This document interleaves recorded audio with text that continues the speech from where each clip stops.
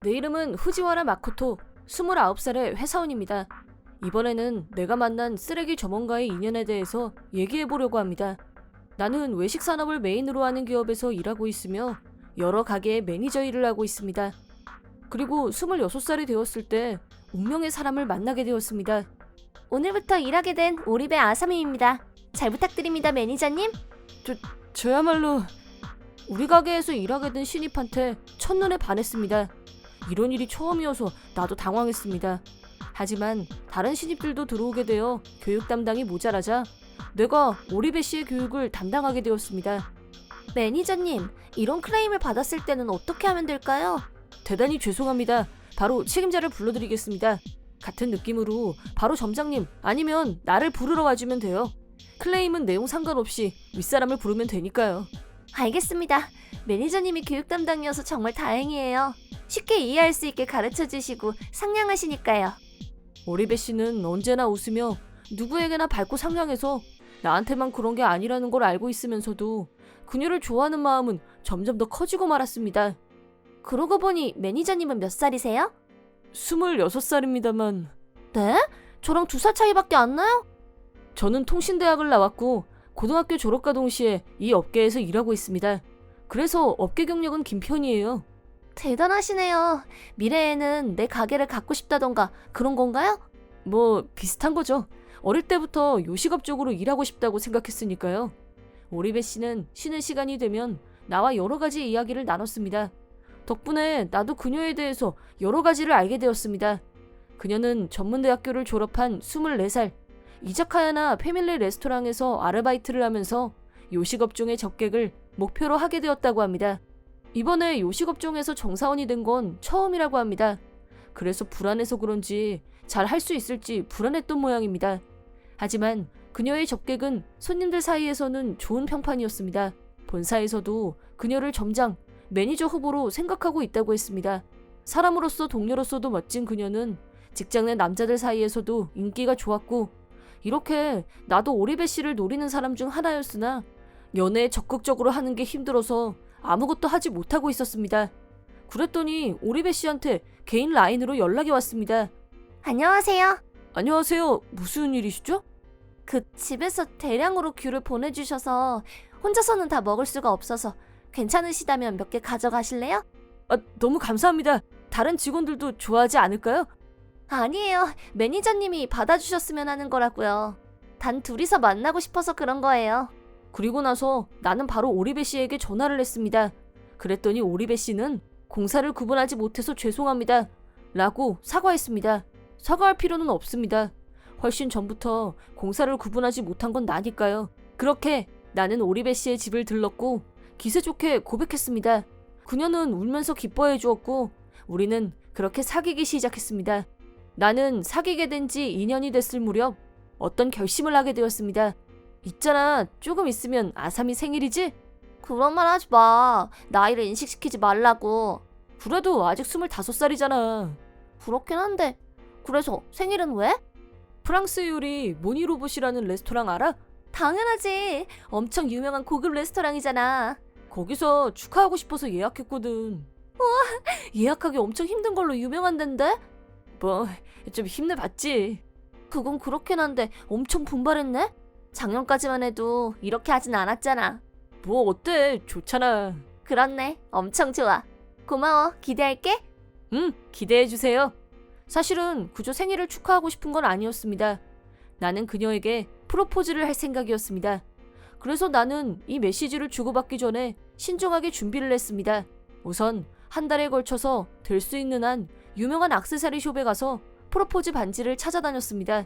이 레스토랑도 간단하게 예약한 것이 아니었습니다. 점장님한테 전화해서 이렇게 부탁드렸습니다. 프로포즈를 하려고 하는데 서프라이즈를 조금 도와주실 수 있으실까요? 물론입니다. 어떻게 진행할까요? 거기서는 피아노 연주를 해주는 게 있죠? 제가 원하는 곡을 연주해 주시고 그 타이밍에 맞춰서 케이크를 가져다 주셨으면 합니다. 그리고 케이크 데코레이션에 해피 버스데이와 결혼해 주세요 라고 적어주셨으면 합니다. 정말 멋지네요. 알겠습니다. 면밀 주도하에 점장님의 호의로 리허설까지도 할 수 있게 되었습니다. 그렇게 드디어 당일 나는 긴장하면서 레스토랑으로 향했습니다. 왜 그래? 뭔가 긴장한 것 같은데? 아니 너무 고급스러운 레스토랑이다 보니까 별로 잘 안 가니까 그녀가 나를 걱정할 정도로 나는 긴장하고 있었습니다. 그럴 수밖에 없는 게 일생일대 엄청난 이벤트. 긴장하는 건 당연한 거였습니다. 삐걱거리며 레스토랑으로 들어섰고 자리로 안내를 받은 것까진 좋았으나 어서 오십시오. 오늘은 코스 요리로 식사하는 게 맞으십니까? 네, 맞습니다. 음료를 정해주세요. 담당으로 온 웨이터가 묘하게 기분 나쁜 태도에 까칠한 말투를 사용하고 있었습니다. 이 레스토랑에는 별로 어울리지 않다고 생각했습니다. 음료를 들고 왔을 때도 이상할 정도로 쾅 하고 내려놓는 느낌이었고 기분 나쁜 태도를 고치려고 하지 않았습니다. 저 사람 뭔가 기분 나쁘네. 그렇네. 그녀도 기분 나빠하는 느낌이었고 제발 오늘만큼은 이러지 말아줘 하고 울고 싶은 기분이 들었습니다. 하지만 이제는 돌아갈 수 없습니다. 서프라이즈만 성공하면 이 불쾌한 기분도 사라질 거라고 생각하면서 마음을 굳게 먹었습니다만 나 드디어 마코토의 아내가 되는 거네? 응, 맞아. 뭐야, 좀 더 기뻐해주면 안 돼? 당연히 기쁘지. 엄청 기쁜 건 사실인데. 역시 원래는 그 레스토랑에서 프로포즈 할 생각이었어? 눈치챘어? 그렇지만 생일 케이크 치고는 엄청 화려했으니까. 고급 샴페인까지 준비해줬으니까. 그렇네. 그런데 그 직원이 쓸데없는 소리를 해서. 됐어. 그 후에 제대로 마무리해줬으니까. 내가 이렇게나 기뻐하니까 신경 쓰지 않아도 돼. 알았지? 그렇네. 미안해. 고마워. 사실은 그 레스토랑에서 해보겠어 하고 기합을 넣은 순간 그 직원이 내 쪽으로 다가와서 케이크는 연주가 시작되고 나서 가져오는 걸로 하면 되는 거죠?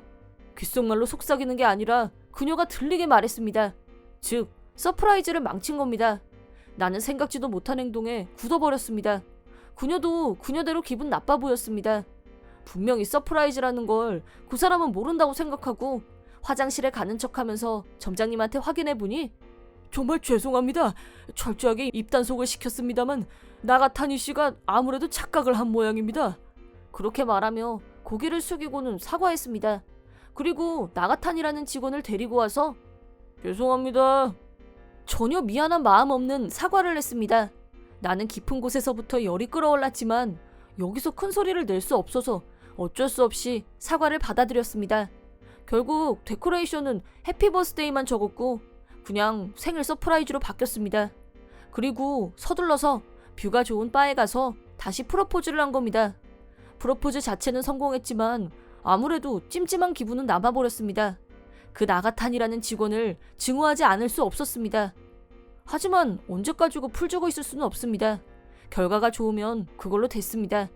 결혼식을 최고의 추억으로 만들자 라고 하며 털어냈습니다. 그렇게 결혼식 준비, 양친의 인사를 드리는 등등 눈코 뜰 새 없이 바쁜 나날이 지나고 프로포즈를 하고 나서 약 반년 후 우리는 결혼하게 되었습니다. 성대한 결혼식에 아사미도 가족이나 친구들도 엄청 기뻐해 주었습니다.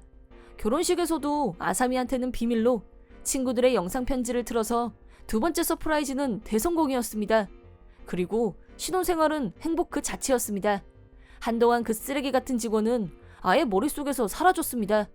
그렇게 1년 후 결혼 생활은 순조로웠고 마침내 일에서 커다란 직위를 받게 되었습니다. 나는 여러 방면으로 일이 술술 풀리기 시작했습니다. 그러던 어느 날 고등학교 동창회가 열린다는 걸 알게 되었습니다. 솔직히 별로 가고 싶지 않았습니다. 고등학교 때 그렇게 좋은 기억은 없었기 때문입니다. 하지만 고등학생 때 동창이었던 다나카가 오랜만에 연락이 왔습니다. 오랜만이야. 잘 지냈어? 응, 오랜만이다. 결혼식 날 보고 한 1년 만인가? 그렇게 됐다. 사회인이 되니까 만날 기회도 적어지네. 그렇네. 그건 그렇고 동창회 한다는 편지 받았어? 응, 도착했어. 너는 올 거야? 글쎄, 별로 만나고 싶은 사람도 없고 아마 안 갈 것 같은데? 그런데 키무라 선생님도 불렀다고 하던데? 정말이야? 응, 선생님도 오실 모양이더라고. 분명히 다시 만나고 싶다고 하지 않았어? 그거라면 얘기가 달라지지. 키무라 선생님은 고등학교 때 담임 선생님입니다.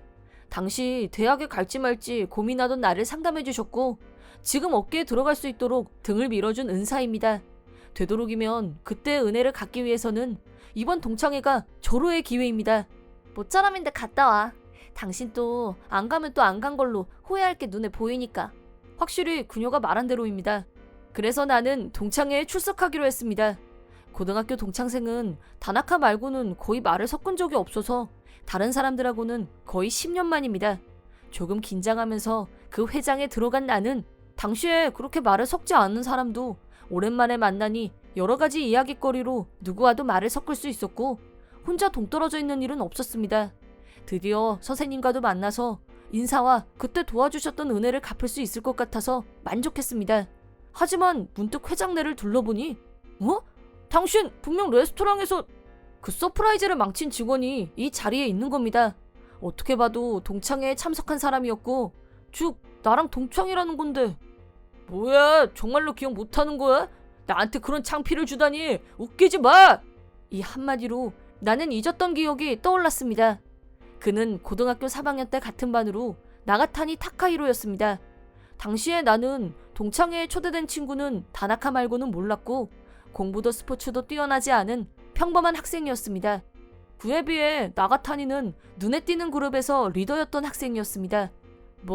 말 그대로 승자들의 그룹에 있던 학생이었습니다. 그는 평범하고 우중충한 나를 바보 취급했습니다. 괴롭히는 정도는 아니었지만 장난감으로 나를 가지고 노는 느낌이었습니다. 그리고 고등학교 마지막 축제 이후 교실 안에서 아주 약간의 소동이 있었습니다. 거기서 나가타니는 나를 붙잡고는 이봐 조금은 말을 해보라니까. 하지 마 아파. 축제라서 텐션이 올라가서 그런지 그때 그는 나를 붙잡아서 헤드락을 걸었습니다. 주변은 즐거워했지만 나는 그저 아팠습니다. 그리고 하지 말라고! 나는 나도 모르게 그를 밀쳤고 그는 넘어져 굴렀습니다. 엉덩방아를 찧은 그를 모두가 비웃었습니다. 그걸로 자존심이 상한 그는 이 자식이! 나한테 정말로 달려들었던 겁니다. 나는 바로 그 공격을 쳐냈고 주먹을 명치에 갖다 꽂았습니다. 주변은 놀랬고 한동안 정적이 흘렀습니다. 사실 아무도 모르는 거지만 나는 어릴 적부터 가라데를 배웠고 고등학교 3학년 때는 3단의 검은 띠였습니다. 나도 모르게 조건반사로 반격을 한 것이지만 유단자가 봐주지 않고 때린 거라 초보자는 버틸 수 없는 것이었습니다. 나한테 맞은 나가타니는 웅크려서 뚝뚝 눈물을 흘렸습니다. 이권에 대한 응어리는 길게 이어졌습니다. 계속 엄한 태도로 버티고 있던 나가타니가 반에서 평범하고 눈에 띄지 않던 나한테 맞아서 울고 말았으니까요. 그때부터 졸업까지 그는 계속 놀림감이 되었습니다. 이권으로 인해 반 내에 리더라는 자리에서 떨어진 거나 다름이 없었던 것입니다. 그리고 다시 원래 이야기로 돌아가자면 나가타니는 아무래도 지금도 나를 원망하고 있는 것 같았습니다. 솔직히 그 건에 대해서는 둘 다 잘못이 있지만 어떻게 보면 먼저 손을 댄 나가타니 쪽도 잘못이 있습니다. 하지만 나는 그의 눈을 보면서 그때는 미안. 제대로 고개를 숙여 사과했습니다. 그렇게 한 건 저도 잘못이 있기 때문이죠. 가라데 유단자는 절대로 초보자한테는 손을 대지 않는 거라고 배웠는데 나도 모르게 하긴 했지만 손을 댄 건 내가 잘못했어. 그거에 대해서는 정말로 미안하다고 생각하고 있어. 내가 사과한 건 가라데의 유단자가 손을 댄 건에 관한 것이었습니다. 그 후에 그가 웃음거리가 된 건 그가 평소에 잘못된 행동거지에 있던 거기도 합니다. 하지만 내 사과를 받고는 나가타니는 얼굴이 빨개져서는 화내기 시작했습니다. 사과로 끝낼 일이 아니잖아. 너 때문에 수능도 못 봤어. 지금은 레스토랑에서 웨이터나 하는 꼴이 됐다고. 그걸 내 탓으로 하기에는 조금 억지가 있어 라고 생각하긴 했지만 우선 전부 들어주기로 하고 잠자코 입을 다물었습니다. 게다가 여자까지 데리고 와가지고 대단한 척 나한테 응대나 시키고 그거에 모자라서 프로포즈까지? 웃기지 말라고. 그래서 프로포즈를 망친 거라고. 그 말에 내 기분은 차갑게 식어갔습니다. 그러니까 그건 일부러 그런 거란 거지? 그래 맞아. 알았어.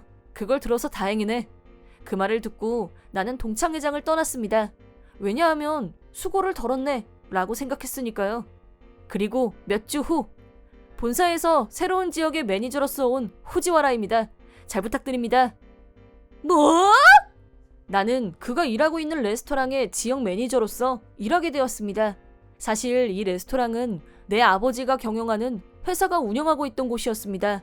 게다가 프로포즈 했을 때는 공부할 겸 아버지와는 관계없는 회사에 있었기 때문에 점장님도 포함해서 아무도 내 정체를 모르고 있었을 겁니다. 결혼하고 나서 얼마 후 본격적으로 후계자 수업을 위해서 아버지의 회사에 입사했습니다. 그리고 지금은 이 지역 일대의 매니지먼트를 담당하고 있습니다. 이게 바로 최근에 맡게 된 커다란 업무입니다. 얼굴이 창백해진 나가타니한테 나는 상사로서 이야기를 시작했습니다. 나가타니 씨, 유감이지만 당신은 이번 달까지만 일하세요. 그랬더니 그는 눈을 부릅뜨며 따졌습니다.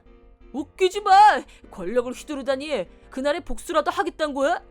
확실히 우리들 사이의 인연으로 따지자면 그렇게 생각되는 것도 무리는 아니네요. 하지만 나는 어디까지나 이 점포를 맡은 사람으로서 이야기하고 있는 겁니다. 뭐? 당신 예전에도 개인적인 원한 때문에 의도적으로 고객의 프로포즈를 방해했다고 고백했죠?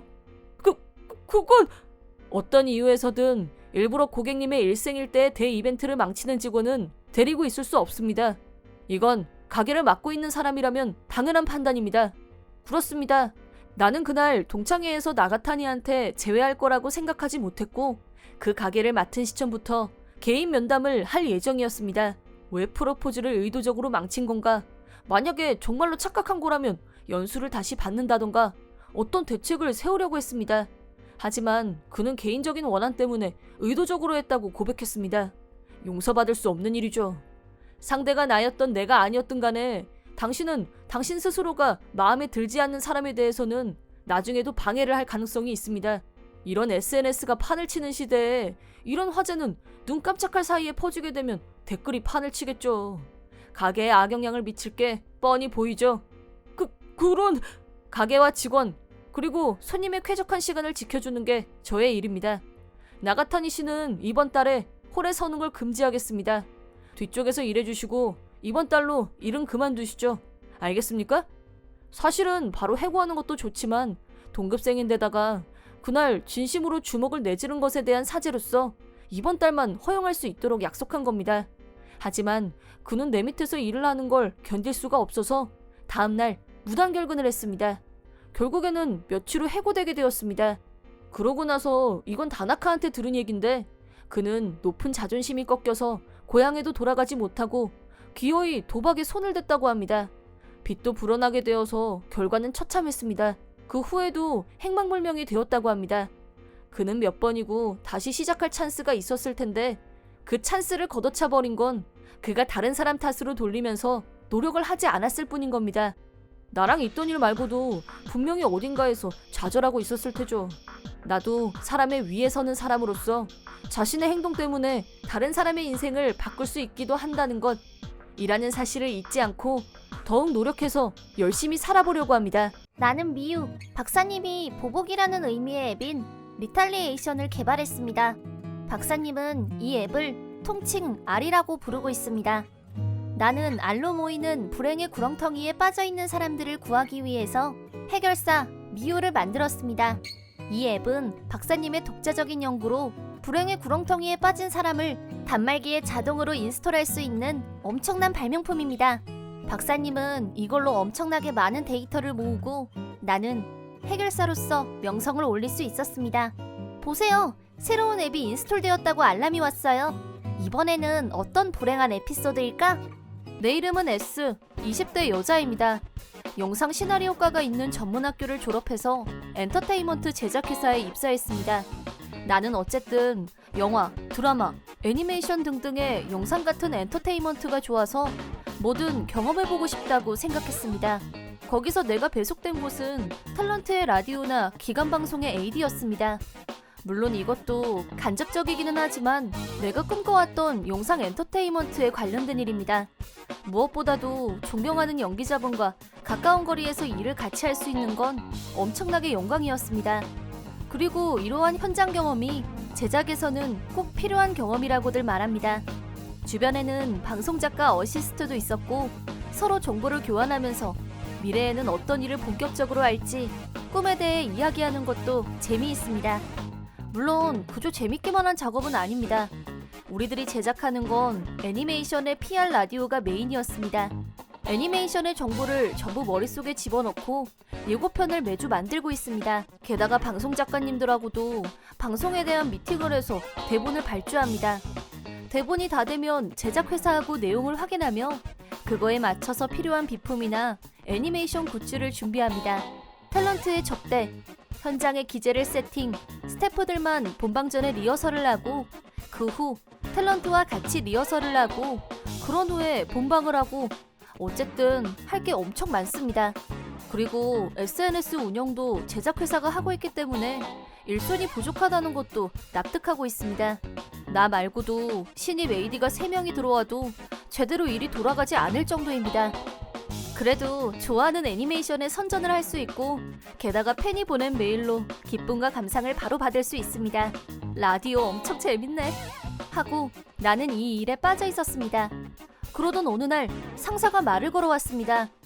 SC, 내년 봄에 방송하는 우리가 제작한 애니메이션 말이야. 라디오도 하게 됐어. 기뻐요.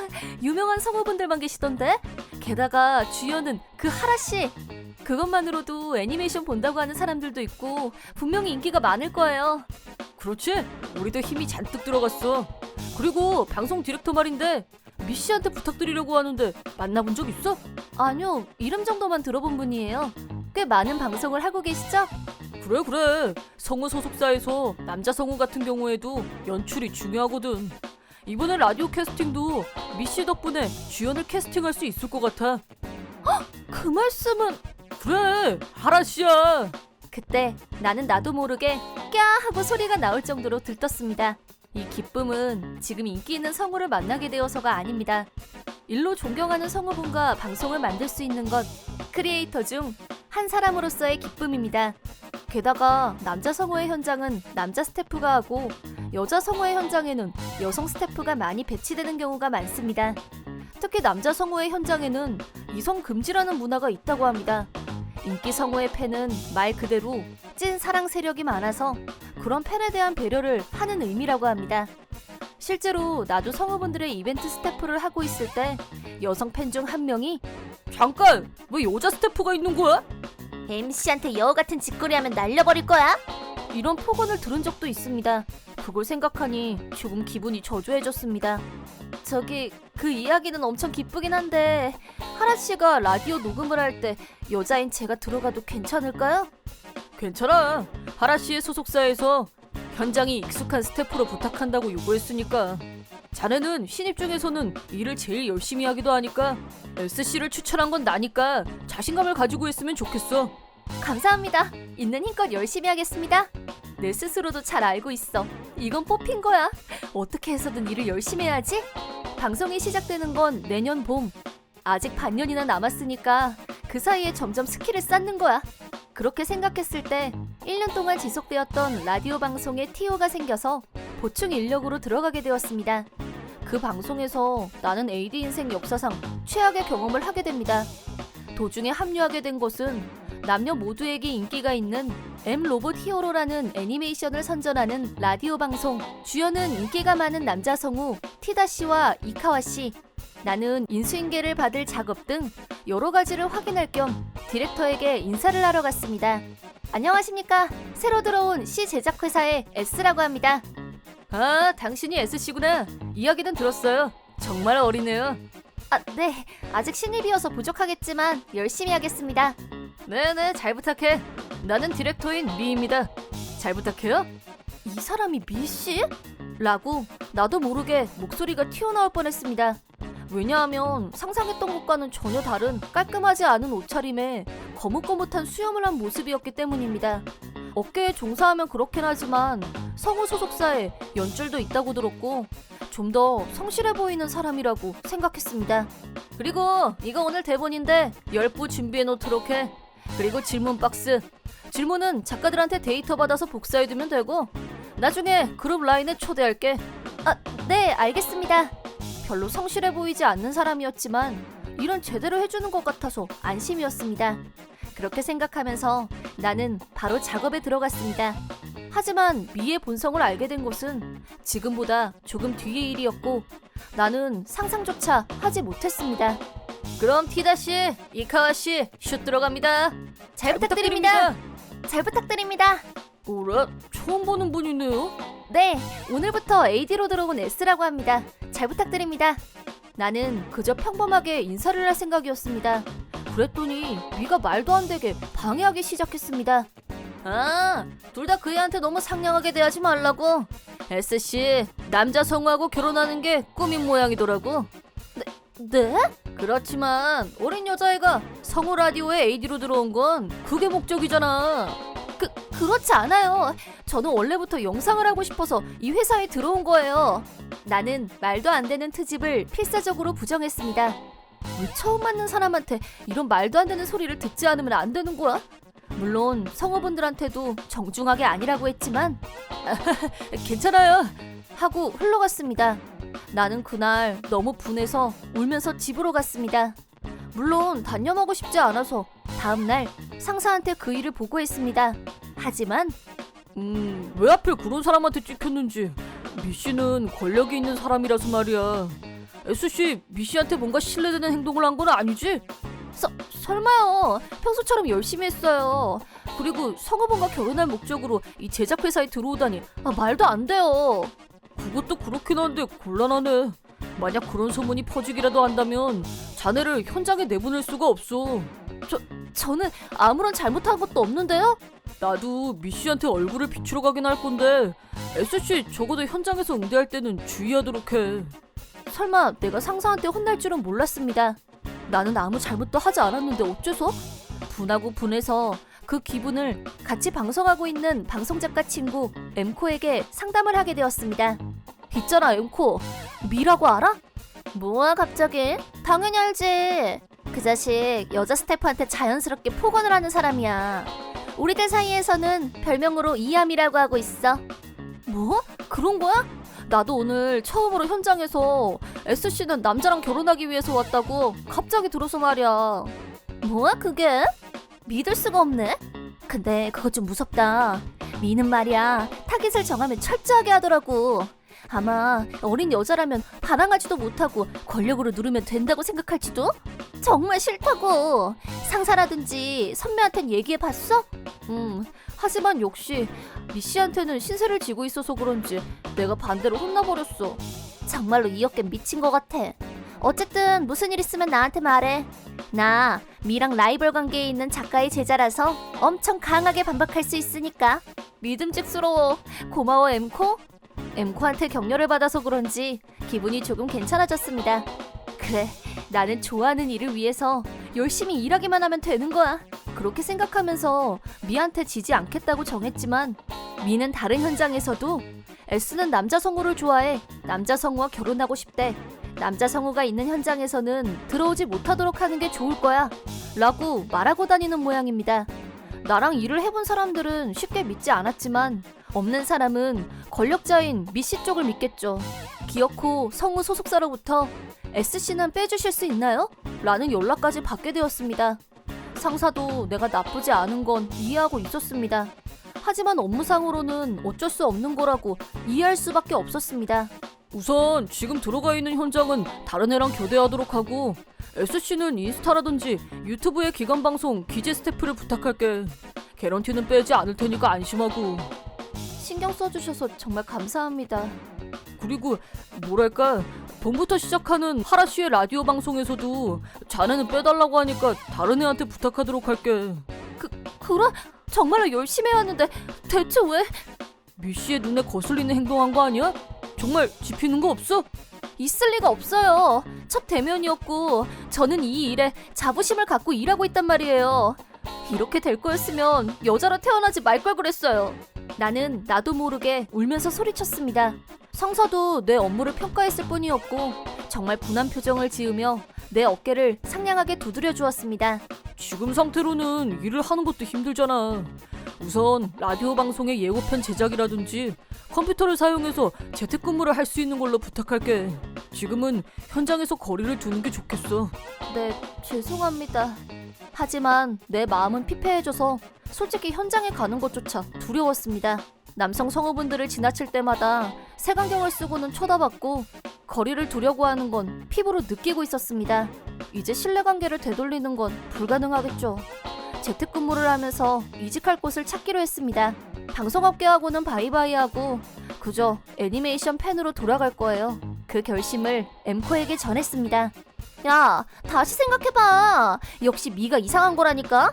S는 엄청 열심히 일했다고 우리 스승님도 말씀하셨다니까. 모두 미가 말하는 걸 믿는 게 아니야. 고마워. 하지만 이제 됐어. 이제 지쳤어. 마저 답변을 쓰고는 회사에 사표를 쓰러 가기로 했습니다. 마지막으로 말할 수 있는 사람이 있어서 다행이었습니다. 고마워. 이 미라는 사람 대체 뭐야? 트집을 잡는 것도 어처구니없고 너무하네. M 로봇 히어로라면 아마 모니 로봇 히어로를 말하는 거겠지?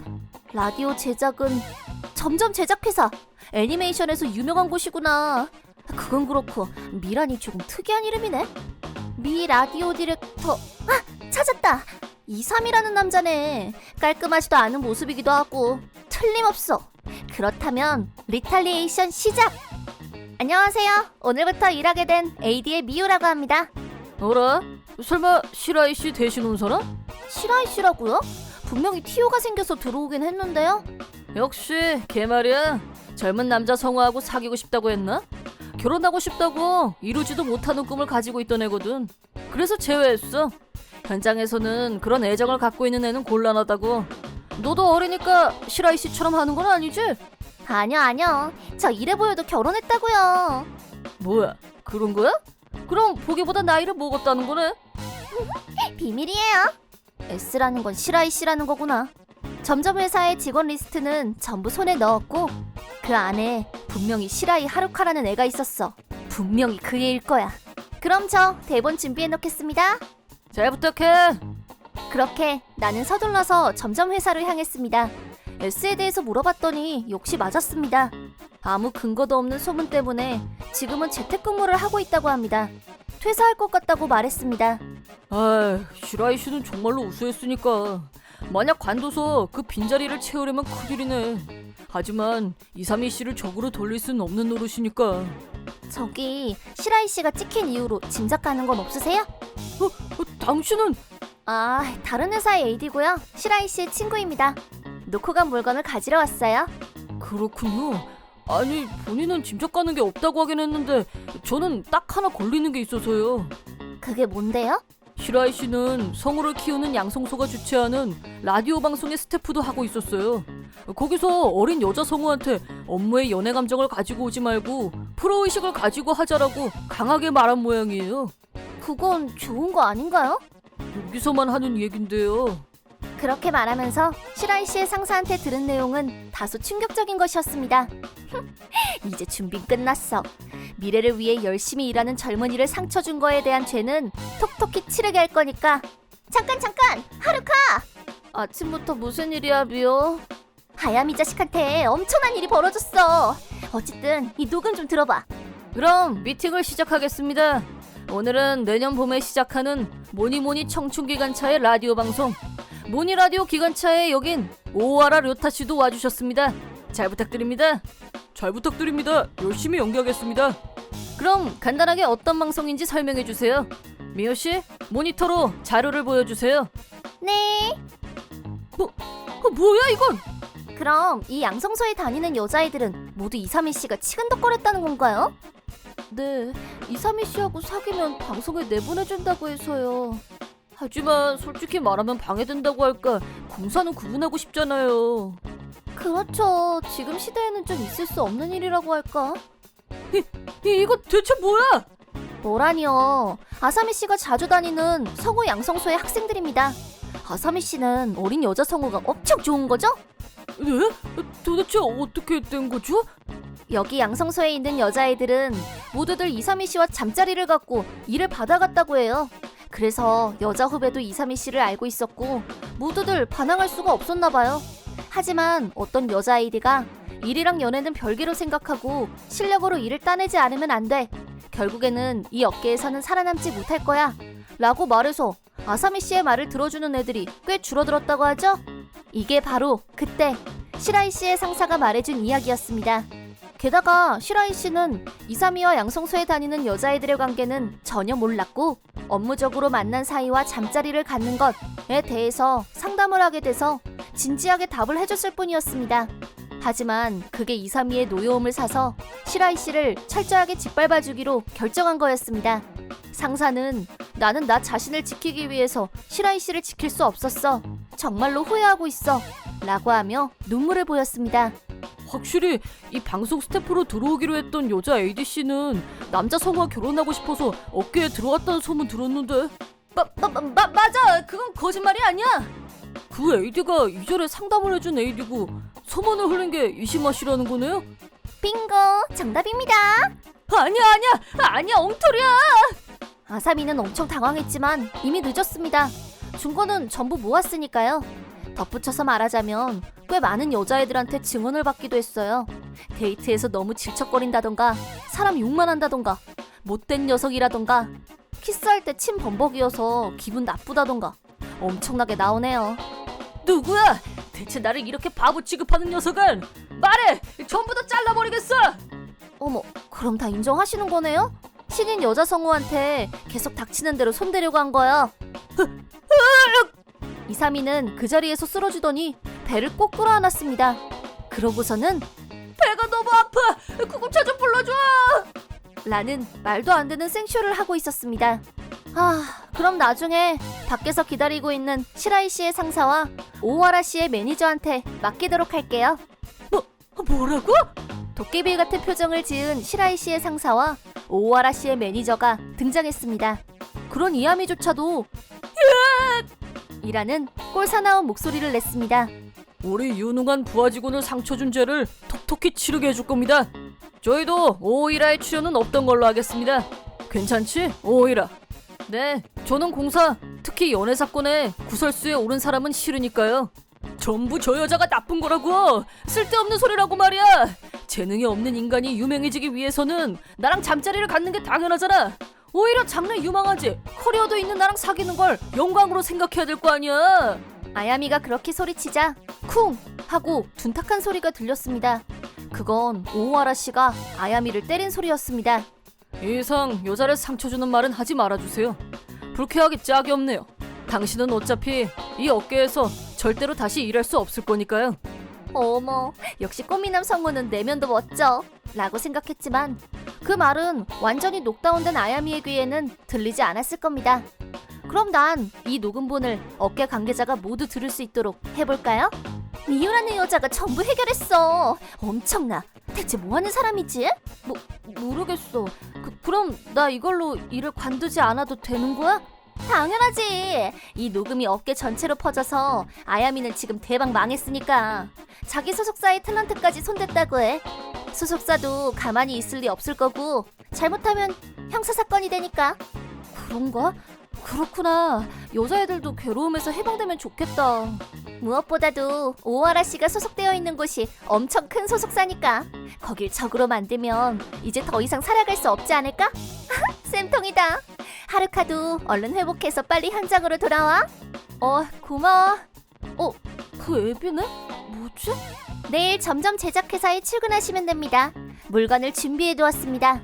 문의는 해결사 미우에게. 그렇게 나는 앱에서 말한 대로 회사로 출근했습니다. 그랬더니 상사가 울면서 사과했습니다. 이사미의 처사에 대해 짐작가는 게 있었던 것, 권력자인 이사미를 두려워해서 나를 감싸주지 못했던 것, 고개를 들어주세요. 녹음은 들었어요. 마지막에는 저를 지켜주셨잖아요. 정말 감사합니다. 이제 와서 말하긴 좀 그렇긴 한데 자네한테 한 가지 부탁할 게 있어. 그러니까 제발 일을 관두지 말아줘. 네? 처음 뵙겠습니다, 시라이 씨. 오하라 씨? 그곳에 나타난 건 무려 그 유명한 인기 성우 오하라 씨였습니다. 확실히 음성에서도 우리들을 감싸주셨고 그것 때문에 사실 모니 라디오 기관차 말인데요. 꼭 시라이 씨가 디렉터로 방송을 만들어주셨으면 합니다. 제가 디렉터요? 물론 경험이 적다는 건 들었습니다. 보조 디렉터도 같이 하면 되지 않을까요? 하지만 저는 이미 떨어져 나간 인간이라서요. 솔직히 저도 이사미 씨의 소문만 듣고 당신을 방송에서 빼달라고 했습니다. 하지만 그건 잘못된 거라는 걸 알았습니다. 직접 만나보지도 않았으면서 소문만 믿고 이렇게 하는 게 아니었습니다. 정말 후회하고 있습니다. 오하라 씨. 아사미가 출입했던 성우 양성소에는 제가 아는 사람도 많이 다니고 있었습니다. 아사미한테 그런 짓을 당했다고 생각하니 분해서 참을 수가 없었습니다. 아는 애한테 들었는데 시라이 씨한테 상담해서 엄청 편해졌다고 했습니다. 그렇게 된 거군요. 그렇다면 다행이에요. 그러니까 들어주실 거죠? 부탁드립니다. 네, 물론입니다. 잘 부탁드립니다. 그 후로 이야미가 어떻게 됐냐 하면 어깨에는 악명 높은 대표로서 대대적으로 알려졌습니다. 경찰이 조사한 결과 양성소에 다니고 있는 여자와 잠자리를 가져서 이를 알선해 주었고 말을 듣지 않는 여자에게는 돈을 건넸다고 합니다. 매춘, 협박, 명예훼손 등 여러 가지 죄들이 합쳐져서 징역 3년을 판결받았다고 합니다.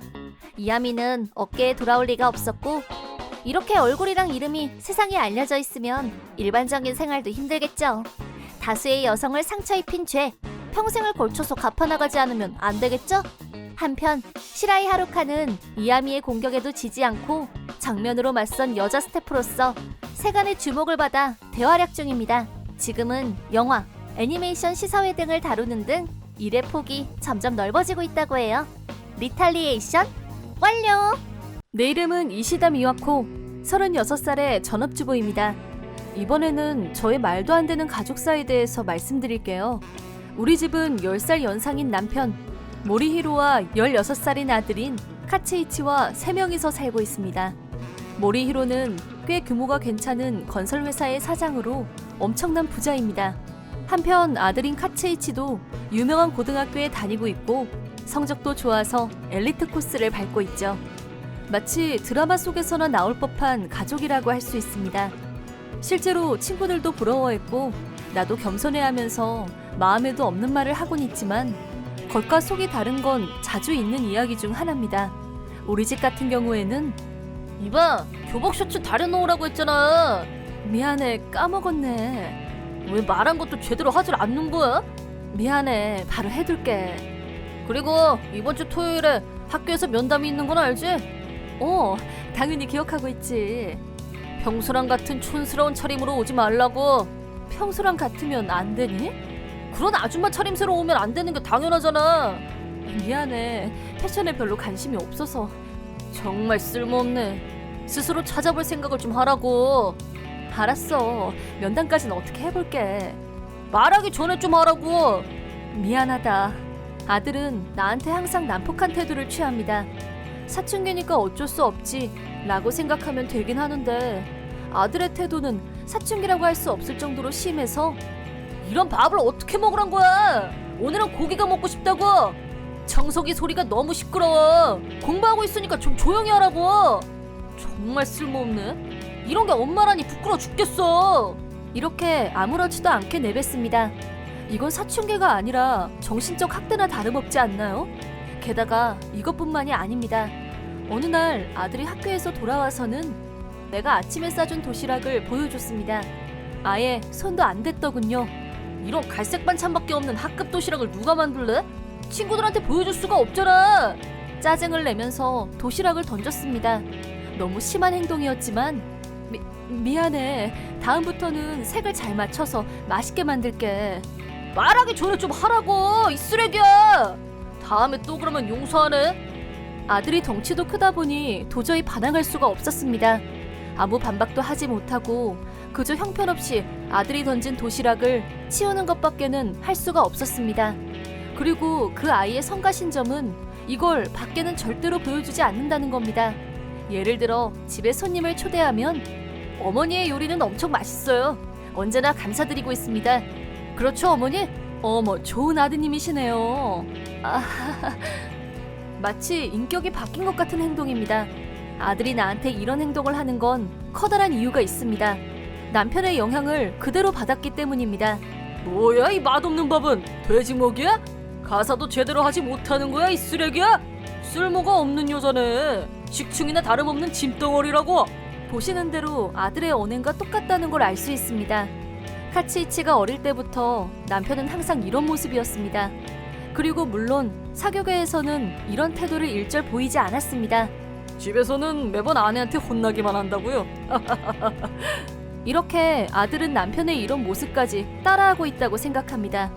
왜냐하면 아들은 남편을 엄청 존경하고 있고 부자 사이는 엄청 좋습니다.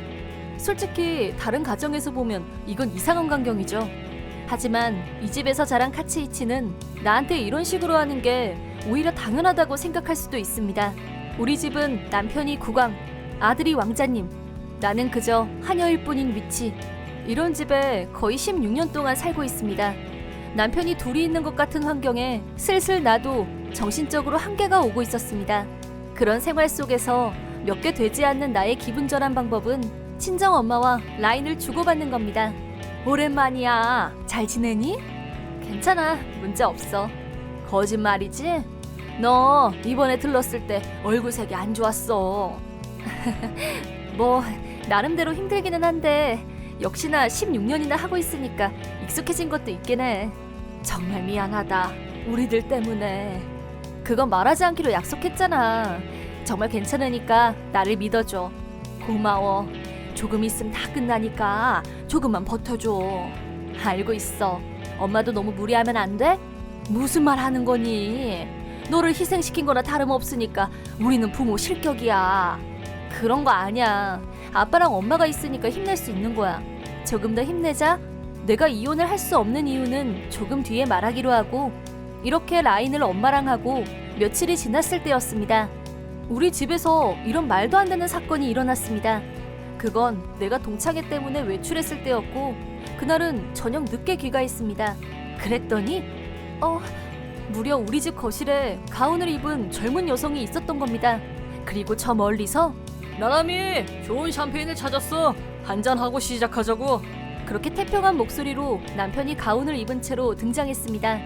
손에는 고급 샴페인이랑 잔이. 한순간의 침묵이 우리 3명 사이에 퍼졌습니다.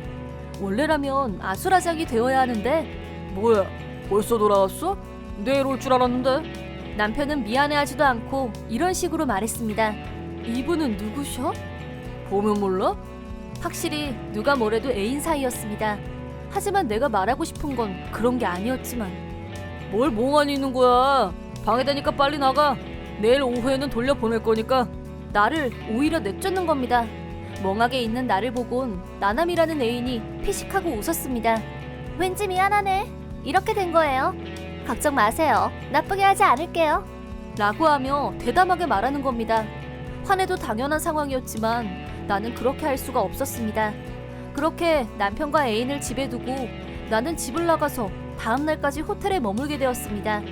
이런 최악의 상황이 있었음에도 집에 돌아가면 항상 평소와 같았습니다. 그렇게 평소와 같은 일상을 또 1년 보냈을 쯤 또다시 아들이 엄청 기분이 안 좋은 채로 집에 돌아왔습니다. 아줌마, 뭐야 이 도시락은? 바보 취급하는 거야? 예전처럼 내가 싸준 도시락을 펼쳤습니다. 뭐 이번만큼은 화낼 수밖에 없겠죠. 왜냐면 이 도시락은 밥이랑 우메보시 뿐이었으니까요. 말 그대로 반찬이 딱 한 개인 거죠. 아무 생각 없이 친구 앞에서 열어가지고 다들 웃었다고.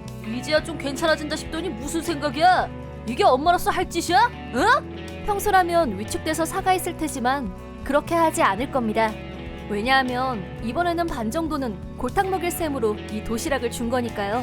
어차피 원래부터 나는 네 엄마가 아닌걸? 이제 더 이상 네 어리광을 들어줄 생각은 없어. 나는 의연하게 말했습니다. 평소와 다른 나를 보고 멈칫한 카체이치는 뭐라는 거야? 말 그대로인데? 네 엄마가 아니야. 그건 말 그대로의 의미입니다. 원래 이 집에 시집 오게 된 이유는 꽤 특수한 케이스였습니다. 20살이 되었을 때 부모님이 경영했던 건축회사가 기울었습니다. 그걸 구해준 게 지금의 남편의 아버지였고 당시에 그 사람이 사장이었습니다. 당신들을 도와주는 대신 한 가지 조건을 걸겠습니다만. 네, 뭐든 말씀해주세요. 당신네들의 딸을 내 아들의 신부감으로 하려고 하는데. 그 조건에 아빠와 엄마는 멍하니 있었다고 합니다. 왜냐하면 나는 그 당시 아직 학생이었으니까요. 19살이 막 됐을 때였습니다. 그때 남편은 29살이었고요. 상대는 결혼 정년기지만 아무리 그래도 미성년인 딸을 시집 보낼 수는 없는 노릇이어서 조건을 거절할 생각이었습니다. 하지만 그 조건 받아들이겠습니다. 미와코! 내가 내 스스로 그 사람한테 시집 가기로 하고 부모님을 구해드린 겁니다. 즉, 빚을 갚기 위해 팔려간 딸이라는 거죠. 지금 시대에 이런 일도 있구나 하고 스스로 놀랐던 기억이 있습니다. 도와주겠다고 약속한 시아버지는 이미 병으로 돌아가셨습니다만 그때 빌린 막대한 빚은 생각만큼 바로 갚을 수 없었고 나는 노예처럼 다뤄지더라도 반항하지 않고 있었던 겁니다. 게다가 카츠이치는 내가 낳은 게 아니고 남편의 전 부인의 아이입니다. 그 부인은 카츠이치를 낳고 바로 도망가서 마침 아이를 키울 여자를 찾았을 때 시아버지가 나를 찾아낸 겁니다. 시아버지한테 나를 소개받은 남편은 행운인지 불행인지 첫눈에 반했고 결혼은 차근차근 진행되었고 친정집의 회사도 16년 안에 일어설 수 있게 되었습니다. 그리고 그 사람의 아버지한테 빌린 돈도 드디어 저번 달에 모두 갚았습니다. 이제 더 이상 부채는 없어진 겁니다. 그런 경위도 모르고 뭐가 어떻게 된 건지 모르겠다는 표정으로 있는 아들, 그리고 딱 타이밍 좋게 남편이 돌아왔습니다. 무슨 소란이야? 딱 좋은 타이밍이어서 나는 이혼을 하기로 했습니다. 이거 내 쪽은 다 썼으니까 나머지는 알아서 해요. 위자료도 재산분할도 필요 없어요. 그렇게 말하고는 짐을 가지고 나가려고 했습니다. 그랬더니 남편과 아들이 이런 식으로 말했습니다. 뭔지 모르겠지만 속이 다 시원하네. 당신처럼 되담한 엄마는 매번 창피했다고. 맞는 말이다. 지금까지 먹여주고 재워줬더니 은혜도 모르는 년. 또 회사가 기울어도 이번에는 절대로 도와주지 않을 거니까. 나는 그 말을 듣고 나도 모르게 싱긋 웃었습니다. 그들은 이제부터 밑바닥으로 떨어질 거라는 걸 꿈에도 생각하지 못했을 테니까요. 너 대체 무슨 짓을 한 거야? 뭐가요? 모르는 척하지 마. 이혼하고 나서 바로 이런 소란이란 말이야. 어떻게 생각해도 타이밍이 너무 좋잖아. 대체 어떻게 눈치챈 거야? 뭐 이제 와서 숨기는 것도 이상하긴 하네. 반대로 왜 모를 거라고 생각한 거야? 뭐 머리가 모자란 바보 같은 아내라고 생각해서 방심한 거겠지만. 내 서재를 뒤진 거야? 찔리는 게 있으면 열쇠로 잠가놓기라도 하지 그랬어. 16년 동안 조금씩 증거를 모았던 것뿐이야. 이 성질 나쁜 여자가. 당신한테만큼은 듣고 싶지 않은데? 그것보다 나 같은 걸 상대할 시간이 있는 거야? 지금도 매스컴이 만반의 준비를 하고 기다리고 있지 않나? 지금 잡지를 떠들썩하게 하고 있는 사건, 그건 어느 대기업 건설회사가 꽤 오랜 기간 동안 위법 건축물을 만들었다는 건이었습니다. 어느 대기업 건설회사라는 건 물론 내 남편의 회사죠. 오랜 기간 동안 발주자가 의뢰한 것보다 싼 자재를 사용해서 부실 공사를 하고 차익을 두둑이 챙겼던 겁니다. 그걸 이혼 직후에 세간에 공표해버렸습니다. 물론 우연이 아니라 내가 파놓은 함정이죠. 나는 16년 동안 남편의 약점을 계속 찾았습니다. 남편이 바람피운 건 하찮은 복수일 뿐이죠. 조금 더 철저하게 지옥에 떨어뜨릴 요소를 원했고, 그때 나는 남편의 서재를 확인하기로 했습니다. 다행히 남편은 출장이 잦았고 집을 비우는 게 일상 다반사였습니다. 카츠이치도 부활동이나 합숙으로 인해 집에 없는 일이 많아서 천천히 찾아볼 수 있었습니다. 드디어 이 위법 건축물에 대한 증거를 찾은 거죠. 어리숙한 사람이 보면 뭔지 알 수 없는 서류지만 나는 고등학생 때부터 격리 쪽으로 회사 일을 도와드리고 있었습니다. 금액을 엉터리로 부풀려서 써놓은 걸 바로 알 수 있었습니다. 그리고 그 증거와 함께 아는 프리랜서 저널리스트한테 정보를 넘겼습니다. 그 저널리스트는 드디어 해냈구나. 이 정도 증거만 있으면 그 자식을 지옥에 떨어뜨리는 건 일도 아니야. 나머지는 부탁할게, 하루코. 그렇습니다. 나나미라고 불렸던 애인입니다. 사실 나나미는 가명으로 본명은 사이키 하루코입니다. 내 학생 때부터 친구로 계속 내 형편을 걱정해주던 사람입니다. 하지만 저널리스트가 된 건 그 아이의 꿈이었습니다. 이번에 우연히 전 남편이 타깃이 되어서 협력관계로 발전하게 된 것이었습니다. 좀 더 깊은 사정을 알기 위해서 조금 위험한 일을 해야 할 수도 있다고 말은 했었지만 설마 하니 애인이 되어서 정보를 모을 줄은 몰랐습니다. 엄청난 저널리즘 정신이라고 생각합니다. 하루코는 불륜을 저지른 다음 날, 잠깐 하루코! 설마 이런 대담한 일을 벌일 줄이야. 그 자식 나를 완전 술집 여자라고 생각하고 있으니까 진짜 여자를 자기 욕구 충족하는 걸로밖에 생각하질 않는다니까? 아주 줄줄줄 얘기하길래 웃을 뻔했지 뭐야. 하지만 그런 자식이랑 자서 토할 것 같지 않아? 샴페인에 수면제를 타서 취해서 뻗을 때까지 대충 상대해줬어. 아, 물론 말한 건 전부 녹음해뒀으니까 안심해. 고생했어. 너를 괴롭히는 남자니까 철저하게 해야지. 우리 집도 조금 있으면 빚이 다 청산될 거야. 그 타이밍에 이혼하려고 하니까 터뜨리는 건 이혼 후에 하는 게 어때? 소동 때문에 정신없는 걸로 이혼을 방해받고 싶지 않아. 알고 있어. 미야코가 나가면 주간지에 퍼뜨려줄게. 우리들의 주도면밀한 계획에 의해서 전 남편을 파멸로 이끌 수 있었습니다. 생각대로 이 건을 계기로 남편의 회사에 경찰이 조사하러 들어갔고 거액의 손해배상금을 청구받게 되었습니다. 회사는 당연히 도산했죠. 남편은 사기죄를 시작으로 여러 가지 죄를 묻게 되었고 지금은 구류 중입니다. 실형 판결이 내려지던 서류 송검이 되던 이제부터는 평생 지옥과 같은 빚을 갚는 생활이 시작되겠죠. 카츠이치 쪽은 돈이 없어져서 고등학교는 퇴학, 비싼 집도 빚을 막기 위해 팔려서 지금은 아버지 쪽의 친척집에서 같이 지내고 있습니다만 아버지가 실각을 한 충격 때문인지 방에 틀어박혀 있는 모양입니다. 친척들 말로는 집안일은 전혀 거들지 않고 있고 나는 사장의 외아들이야 라고 하며 말을 함부로 내뱉는가 하면 갑자기 울음을 터뜨리면서 방에 틀어박히기도 하고 정신적으로 이상해지고 있어 라고 말했습니다. 결혼 생활을 할 때 제대로 엄마로서 애정이 깊었다면 나는 카츠이치를 데리고 오려고 했습니다. 하지만 아버지랑 같이 나를 노예 취급하기 시작하고부터는 불쌍하긴 하지만 남편과 함께 지옥에 떨어뜨리는 걸로 결정한 겁니다. 남편의 친척이 제발 애를 데려가 주지 않겠어요? 그래도 16년 동안 같이 살았잖아요. 그렇게 말했지만 나는 당연히 거부했고 친정으로 돌아가서 가업을 도우며 유유자적하며 살고 있습니다. 노예 취급 당하지 않는 나날들은 정말로 쾌적하고 행복했으며 드디어 하나의 인간으로서 자신의 행복을 찾아가는 게 매일매일 두근거렸습니다. 있잖아, 너는 아직 30대니까 다시 새로 시작할 수 있어. 이번에야말로 좋은 사람을 만나서 행복해졌으면 좋겠구나. 싫어, 결혼은 진절머리가 나. 적어도 노예 생활을 한 16년만큼은 만끽하고 싶어. 여행도 가고 싶고 따고 싶은 자격증도 있고 그리고 관리를 받는다든지 너무 하고 싶은 게 많아. 정말 너한테는 고생만 시킨 것 같아서 미안하구나. 아니, 이건 내가 결정한 거야. 그러니까 후회는 이만큼도 하고 있지 않아. 게다가 마지막에는 제대로 돌려줬으니까.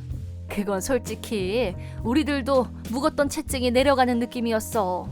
이제부턴 거기랑 거래하지 않아도 되니까 너무 좋아. 그렇습니다. 저렴하게 구매한 업자들 중에는 우리 회사도 있었습니다. 빚을 지고 있었기 때문에 계약을 파기할 수가 없었던 겁니다. 정말로 전 남편의 가족은 이 세상에 있는 사람들의 암과 같은 존재라고 생각됩니다. 그렇지. 이건 너한테 줄게. 어? 이건 뭐야? 통장? 사실 너한테 매달 월급을 넣고 있었어. 뭐? 회사를 위해서 그런 지옥 같은 곳에서 버텨주고 있었잖아. 적어도 모든 것에서 해방되면 모아뒀던 돈을 줘야겠다고 생각해서 아빠랑 같이 결정한 거야. 그 안에는 3천만 원 정도 되는 돈이 들어있었습니다. 내 16년 동안의 고생이 숫자로 보이자 눈물이 쏟아졌습니다. 많은 금액이 아니어서 미안해. 가난한 회사로서는 그게 최선이었어. 아니야, 고마워. 덕분에 내가 하고 싶은 거에 전념할 수 있을 것 같아. 그렇게 나는 집안일을 도우면서 건축이나 부동산 관련 자격을 땄습니다. 사업을 순탄하게 하기 위해서 일하기 시작했습니다. 전 남편과 거래가 없어져 비는 부분은 자택의 유리나 문이 부서지면 수리하러 가거나 지역 밀착형 AS로 변경. 집 때문에 무슨 일이 생겼을 경우 우리 회사로 의뢰를 하면 어떻게든 될 거다 라는 신뢰를 얻기 위해서였습니다. 또 수도나 가스 등 생활 인프라 계열 회사와 업무 제휴를 맺는 등 견고한 업무 체제를 갖추었습니다. 이제는 업무가 인정받게 돼서 나는 회사에서 부사장 자리에 오르게 되었습니다. 다른 직원들한테도 차기 사장 후보로서 인정받아 매일매일 일에 전념하고 있습니다. 아빠랑 엄마는 기쁘기는 하지만 그럼 더더욱 시집을 갈 기회가 없어지잖아 라고 하며 슬퍼하고 있습니다. 하지만 나는 정말로 이제 더 이상 결혼할 생각이 없습니다. 이제부터는 지역을 위해서, 회사를 위해서 발에 땀이 나도록 힘내서 열심히 일하려고 합니다. 아빠, 그만하세요. 이러다 엄마 죽어요. 닥쳐! 내가 내 집에서 무슨 짓을 하든 내 마음이지! 내 이름은 희마리. 아빠, 엄마, 동생 아오이와 함께 넷이서 살고 있다. 아빠는 술에 취하기만 하면 엄마를 때렸다. 엄마는 죽을 힘을 다해 우리를 지켜줬지만 어느 날 아침 짐을 싸서 집을 나가버렸다. 엄마, 우리 두고 가지 마. 우리는 애타게 엄마를 불렀지만 대답도 없이 앞만 보고 떠나버렸고 우린 두 번 다시 엄마를 보지 못했다. 아오이는 엄마가 떠난 충격으로 실어증에 걸리고 말았다. 나는 아빠에게 아오이를 병원에 데려가 달라고 부탁했다. 하지만 병원에 데려갈 돈이랑 시간이 어딨어? 그치만 아오이가 내 인생의 걸림돌 같으니라고. 너희 같은 쓰레기들은 이 세상에 나오지 말았어야 했어! 결국 아빠는 우리에게도 폭력을 썼다. 이대로 가다간 아빠 손에 죽을지도 몰라. 하지만 우리에겐 딱히 도움을 청할 어른도 없었다. 그저 잠자코 당하는 수밖에 없었다. 그러다 어느 날부터 아빠가 집에 안 들어오기 시작했다. 벌써 일주일이나 집에 안 들어왔다. 나는 학교 급식을 가능한 한 많이 챙겨왔고 그걸 아오이와 나눠 먹으며 겨우 생활을 이어갔다. 그러다 드디어 아빠가 집에 왔다. 아빠, 오셨어요? 뭐야? 너희 아직도 살아있었냐? 왜 그런 말을 하세요? 나 이제 이 집엔 안 들어올 거야. 너희도 열심히 살아라. 잠시만요. 어디 가세요? 거참 시끄럽네. 그건 네가 알아서 뭐하게. 난 이제 너희 아빠가 아니야. 그러니까 나가 돼지든지 마음대로 해. 그럴 수가. 아빠, 가지 마세요. 결국 아빠에게도 버림받은 우리는 이 집에 혼자 남겨졌다. 보호자도 없이 우리끼리 살아갈 방법은 없었다. 토요일인 오늘은 학교 급식도 없어서 음식이라고 할 만한 게 아무것도 없었다. 아오이 배에서 꼬르륵 소리가 났다. 배가 많이 고픈 것 같았다. 아오이는 불안한 얼굴로 내게 팔짱을 꼈다. 아오이, 괜찮아. 언니가 어떻게든 할 테니까 걱정하지 마. 나는 그러면 안 되는 줄 알면서도 편의점에서 빵과 과자를 옷 속에 슬쩍 넣으려고 했다. 그러자 누군가 내 어깨를 잡았다. 거기 너 지금 이게 뭐 하는 짓이야? 알고 하는 짓이야? 알아요. 그치만 어쩔 수 없었어요. 이렇게라도 안 하면 굶어 죽을지도 몰라요. 내 어깨를 잡은 건 딱 봐도 무서운 얼굴의 일진 오빠였다. 그 순간 내 속엔 만감이 교차했고 눈물이 나오고 말았다. 하는 수 없지. 그건 내가 사줄게. 그 대신 왜 그랬는지 알려줘. 그래도 돼요? 야, 근데 빵이랑 과자만으로는 영양분이 부족하지. 도시락이랑 물, 샐러드랑 그리고 또 그렇게 많이는 필요 없어요. 어른이 주는 건 그냥 받는 거야. 그렇게 말하더니 내 머리를 마구 쓰다듬었다. 누군가가 내 머리를 쓰다듬어주는 게 너무 오랜만이라 왠지 쑥스러웠다. 너희 집에서 얘기하자. 부모님은 계시니? 안 계세요. 두 분 다 집을 나갔거든요. 그랬구나. 오빠는 더 이상 아무것도 묻지 않고 집까지의 길을 묵묵히 걷기만 했다. 그리고 집에 도착했는데 현관까지 나와준 아오이가 깜짝 놀라했다. 그거야 놀랄만도 하지. 엄청 무서워 보이는 사람을 데려왔으니까. 안녕, 나는 아스카라고 해. 내가 먹을 거 사왔으니까 많이 먹어. 왜 그래? 독 안 탔으니까 안심해. 그런 게 아니에요. 아오이는 말을 못해요. 태어날 때부터 그랬냐? 아니요. 엄마가 나간 날부터요.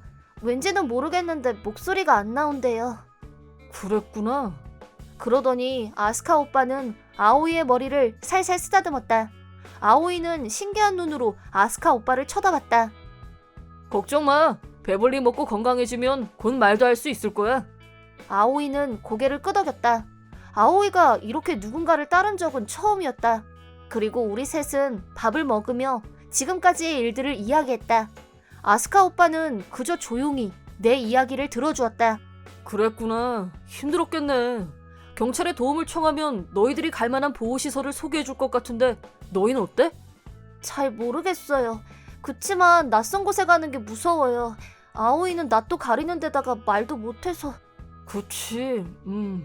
잠시 생각에 빠진 아스카 오빠는 그럼 이렇게 하자 라며 일어섰다. 내가 이 집에 살면서 너희들 부모 역할을 대신해줄게. 네? 걱정하지 마.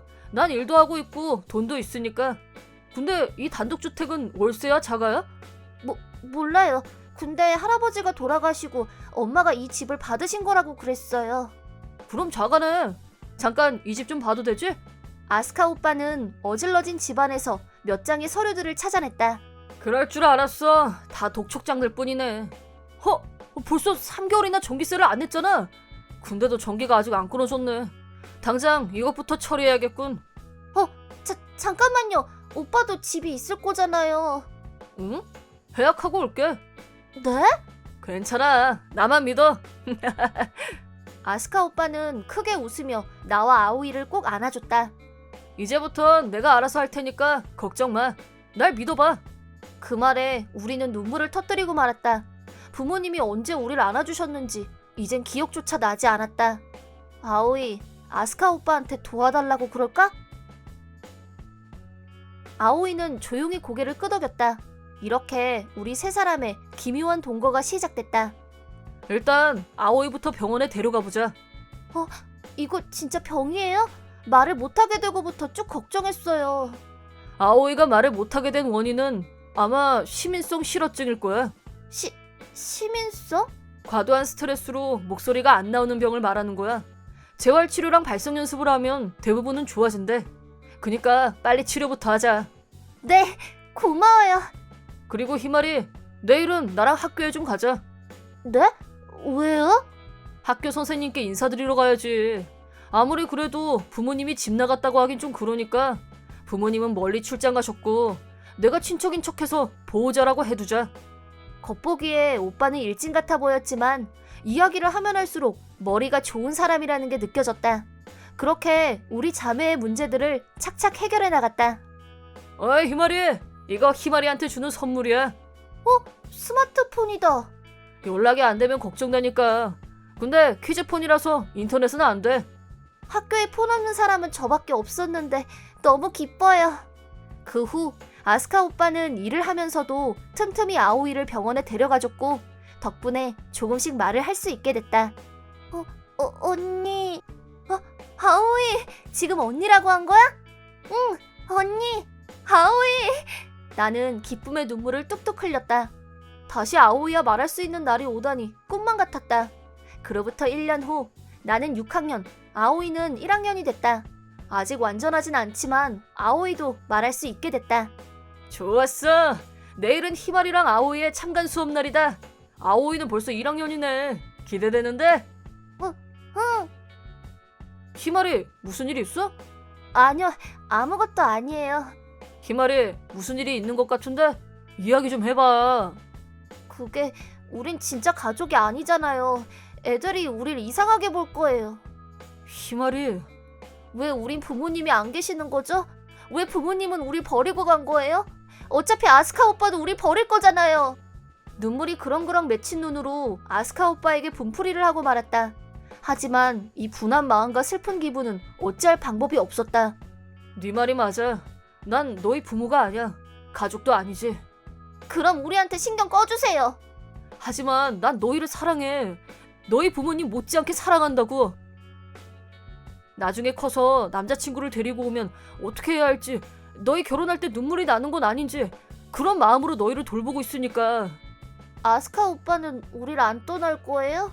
당연하지. 너희가 나가달라고 해도 난 여기 있을 거야. 너희가 잘 자라서 자립하는 날까지 너희를 지켜줄 거야. 아스카 오빠 미안해요. 저 다른 애들은 엄마나 아빠가 오시는데 저는 그럴 수 없다는 게 무섭고 창피했어요. 전 아스카 오빠를 정말 좋아하는데. 괜찮아. 그리고 솔직하게 말해줘서 고마워. 앞으로도 그런 건 다 솔직하게 얘기해줘. 3년 후. 아스카 오빠, 제 고등학교 말인데요. 어디든 네가 가고 싶은 곳으로 가. 희말이는 공부를 잘하니까. 아니, 저 중학교만 졸업하고 일하려고요. 어? 안 돼. 왜요? 네가 진짜로 하고 싶은 게 있는 거면 말리지 않을게. 근데 날 돕고 싶다든가 학비가 든다든가 그런 이유로는 안 돼. 계속 말하지만 아이를 키우는 건 보호자의 의무야. 그니까 넌 제1지방 학교를 목표로 공부만 하도록. 사실은 우리처럼 버려진 아이들을 돕기 위해 공부하고 싶었다. 아스카 오빠는 평소에 무슨 일을 하며 돈을 버는 걸까? 본인에 대한 이야기는 조금도 해주지 않으면서 항상 내 생각을 꿰뚫어보곤 했다. 그런 건 너무 불공평했다. 나에 대한 건 네가 훌륭한 어른이 되면 차차 알려주도록 할게. 아스카 오빠 혹시 초능력 써요? 그럴 리가 있겠냐? 그 후 나는 고3이 됐고 아오이는 중1이 됐다. 아스카 오빠와 만나고 7년이라는 시간이 흘렀다. 나는 장학금 제도를 통해 대학 입학이 결정됐고 아스카 오빠는 나의 대학 합격 소식을 듣고 눈물을 흘리며 기뻐해줬다. 그리고 오늘은 대학 합격 축하 파티를 위해 아스카 오빠와 아오이가 장을 보러 나갔다. 나는 두 사람보다 먼저 집에 돌아와 있었다. 그러자 현관문이 열리는 소리가 났다. 아스카 오빠인가? 얼른 현관으로 달려갔는데 거기엔 무려 7년 전 집을 나간 아빠가 서 있었다. 아빠! 뭐야 희마리, 너 아직도 살아있었구나. 생각보다 예쁜 여자로 잘 컸구나. 갑자기 뭐 때문에 오신 거예요? 뭐? 여긴 내 집이야. 언제 들어오든 내 마음이지. 7년 만에 듣는 아빠의 고함 소리에 나는 몸을 떨었다. 아빠가 새겨놓은 트라우마는 내가 생각했던 것보다 더 깊은 것이었다. 근데 너 진짜 많이 예뻐졌다. 마침 잘 됐군. 얼마나 좋은 여자로 성장했는지 확인해 봐야겠어. 그렇게 말한 아빠는 혀로 입술을 핥으며 내게 다가왔다.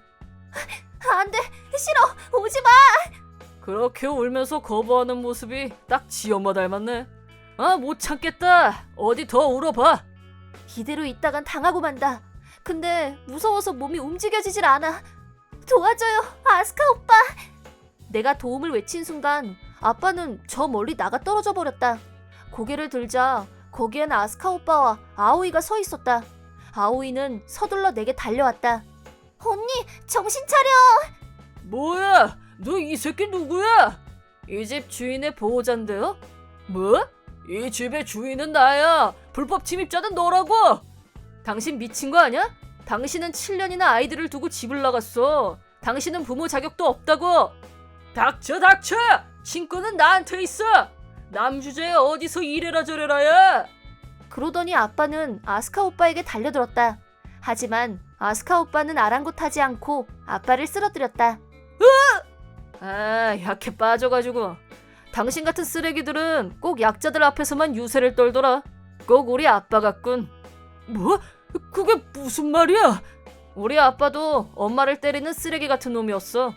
엄마는 가정폭력을 참지 못하고 내 동생과 함께 자살했지. 아빠는 체포됐고 나는 시설로 보내줬어. 지옥 같은 나날이었지. 처음 듣는 아스카 오빠의 과거에 나는 깜짝 놀랐다. 우리보다 아스카 오빠가 더 힘들고 괴로운 과거를 보냈다는 사실에 눈물이 나왔다. 편의점에서 도둑질하려는 희마리를 보고 바로 알았지. 빼빼 마른 몸 이곳저곳엔 멍이 나 있었어. 나는 시설을 나와 나쁜 길을 걸었지만 이 아이들에겐 그런 아픔을 줄 수 없었어. 그래서 내가 이 아이들을 키우기로 한 거야. 네 스스로 본인을 불량배라고 하는구만. 당장 경찰에 신고해서 네 놈을 여기서 쫓아내주겠다. 안 돼! 아빤 우리 가족이 아니야. 아스카 오빠야말로 내 가족이야. 이제 더 이상 아빤 우리 아빠가 아니야. 그니까 나가줘! 좀 시끄럽게 구네. 질질 짜는 것 말곤 할 줄 아는 것도 없으면서. 닥쳐! 그러자 아빠를 향한 아스카 오빠의 주먹이 날라왔다. 아빠는 또다시 저 멀리 나가 떨어지고 말았다. 내 가족들한테 못하는 소리가 없네. 그리고 이 집의 명의도 희마리 앞으로 돼 있어. 뭐라고? 애초에 이 집은 희마리의 엄마가 친정 아빠한테 물려받은 거였어. 부동산에 확인해서 엄마의 거처를 알아냈고 직접 찾아가 명의도 희마리 앞으로 옮겨놨지. 그 말을 듣고 우리는 놀라움을 감출 수 없었다. 집 이야기에도 놀랐지만 아스카 오빠가 엄마와 만났다는 사실에도 놀랐다. 그 옆였네. 지금 어딨어? 그걸 왜 내가 알려줘? 먼 곳에서 지금은 행복하게 살고 있어. 엄마 잘 지낸대요? 너희를 두고 도망간 일을 울면서 후회했었어. 이 집의 명의를 희마리 앞으로 이전하는 것도 기꺼이 허락해 주셨고. 엄마. 나는 먼 곳에서 행복하게 살고 있을 엄마를 생각하며 눈물을 흘렸다. 버려졌다고 생각했는데 아직도 우릴 사랑하고 있다는 걸 알고 정말 기뻤던 것이다. 불법 침입자가 누군지 이제 좀 감이 잡히나? 이 집에 기어들어온 것도 빚에 쫓겨서 그런 거지? 어떻게 그걸? 당신 말대로 내가 불량배니까. 나한텐 나쁜 친구들이 아주 많거든.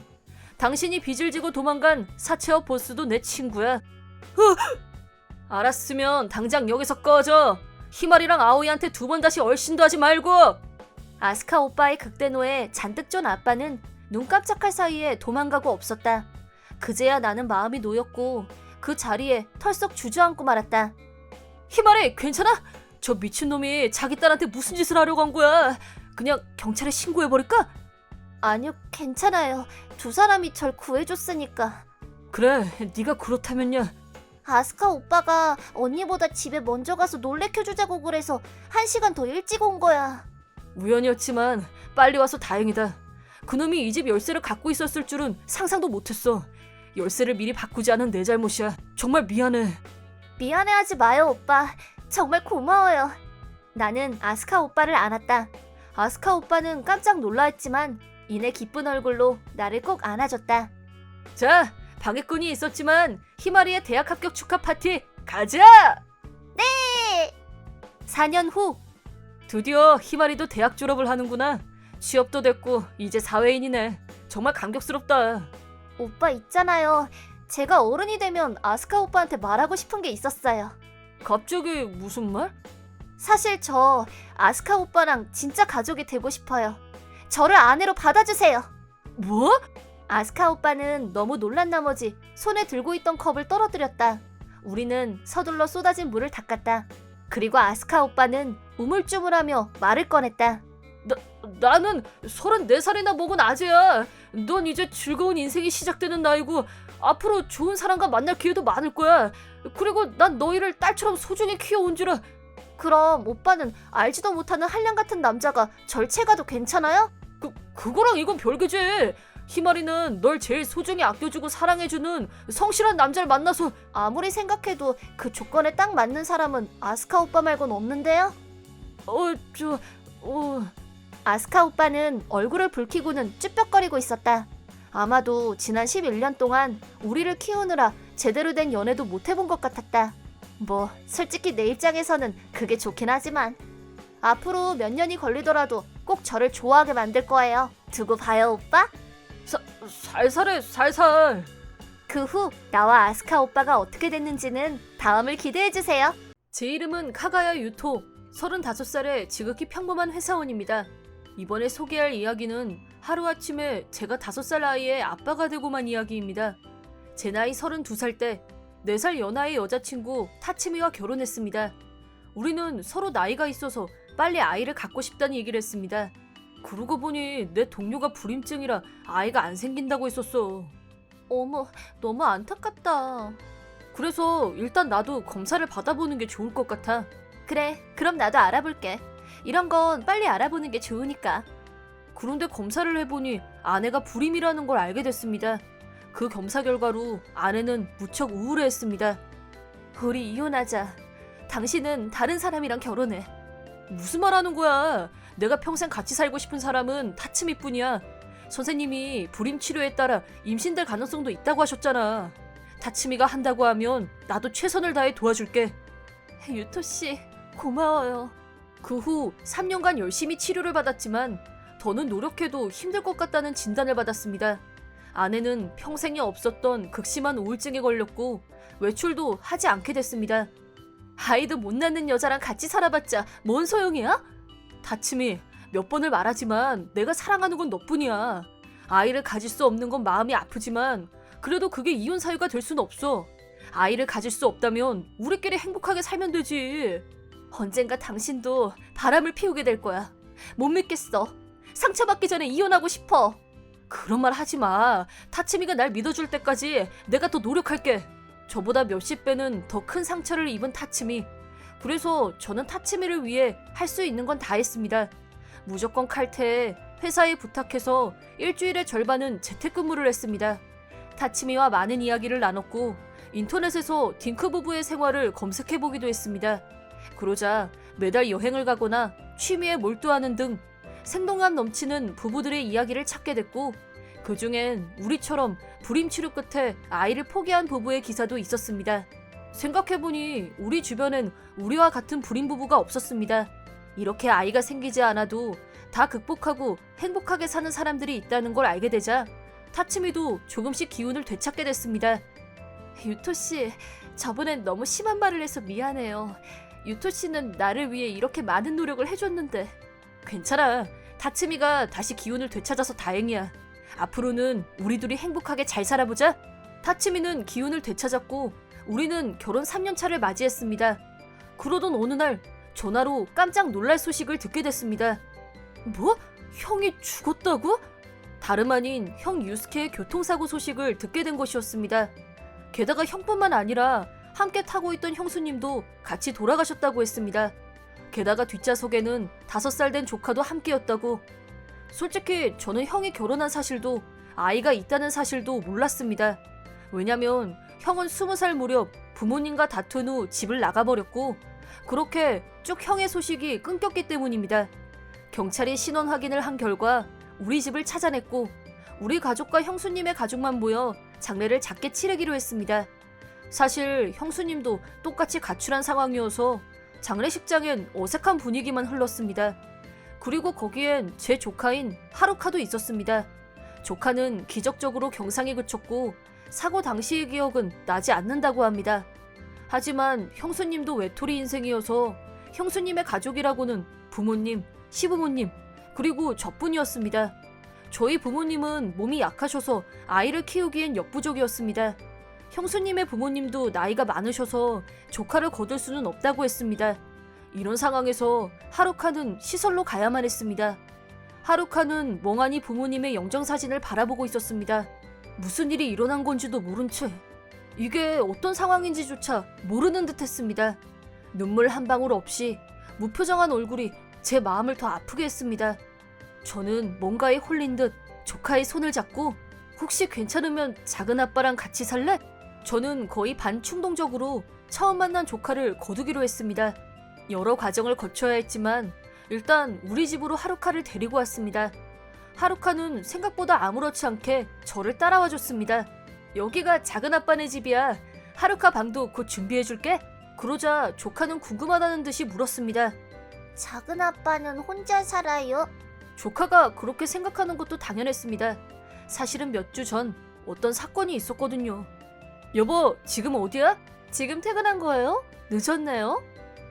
야근했거든. 그것보다 이 늦은 시간에 어디 간 거야? 아, 지금 친정에 와 있어요. 친정에? 혹시 장모님한테 무슨 일 있어? 아니요, 없어요. 그럼 왜 간 거야? 뻔뻔하네요. 왜 왔는지 다 알면서. 진짜 몰라서 그래. 왜 간 거야?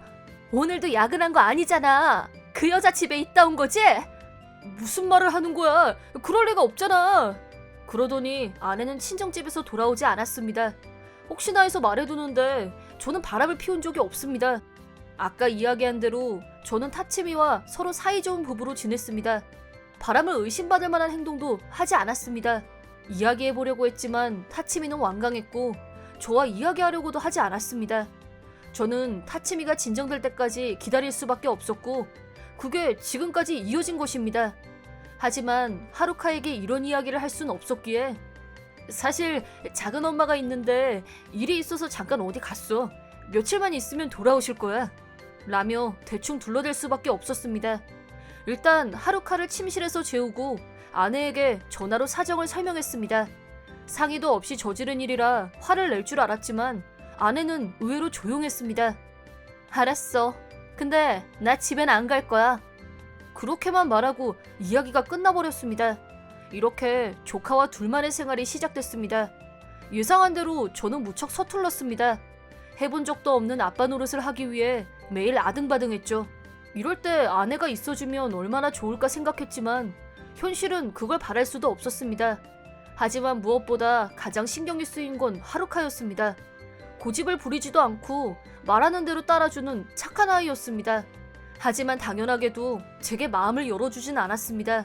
침대에 누우면 소리 죽여 울었습니다. 어쩔 수 없죠. 저와 지내면 지낼수록 부모님의 죽음을 더 실감할 수밖에 없을 테니까요. 그냥 이대로 계속 지켜봐주는 수밖에 없다고 마음을 굳혔지만 더 신경 쓰이는 일이 생겼습니다. 저기 부탁하고 싶은 게 있는데 들어줄 수 있어? 돌아와 달라고 하는 거면 좀 더 시간이 필요해. 돌아와 달라고 부탁하려고 했는데 이 일만이라도 괜찮으니까 하루카 좀 돌봐줘. 무슨 일 있어? 사실은 출장 일정이 잡혔거든. 당신이? 웬일이래? 그러게 하필 이럴 때 말이야. 출장 간다고 하고 설마 불륜 여행할 생각은 아니겠지? 있지. 혹여나 진짜 혹여나 하는 말인데 불륜 여행이라고 해도 하필 이럴 때 갈 리는 없잖아. 뭐 그건 그렇네. 못 믿겠으면 출장지에서 사진도 보내줄게. 알았어. 이번만이야. 하필 이럴 때 거의 없었던 출장 일정이 잡혀버린 것입니다.